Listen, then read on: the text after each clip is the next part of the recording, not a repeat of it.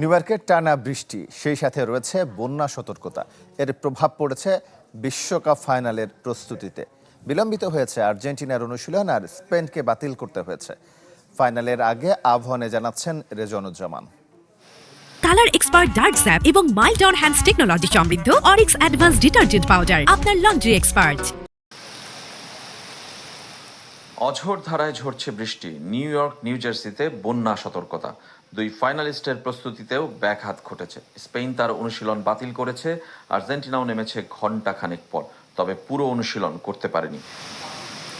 টানা বৃষ্টির সঙ্গে বজ্রপাত সবচেয়ে ভয়ের কারণ, যা কিনা যুক্তরাষ্ট্রের প্রোটোকল অনুযায়ী আউটডোর খেলা ও বাইরে যাবার ক্ষেত্রে বাধা। অন্তত আধা ঘন্টা অপেক্ষা করতে হবে। তারপরও বৃষ্টি না থামায় লারোহা তাদের মাঠের অনুশীলনে যেতে পারেনি। যুক্তরাষ্ট্রের বিশ্বকাপে যা নতুন নয়।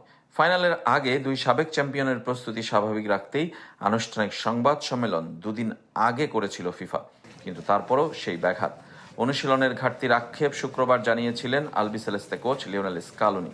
শনিবারও তাই শত বাধার পর অপেক্ষা করে মাঠে নেমেছিলেন কোচ মরিসটাউনের রেড বুল পারফরমেন্স সেন্টারে।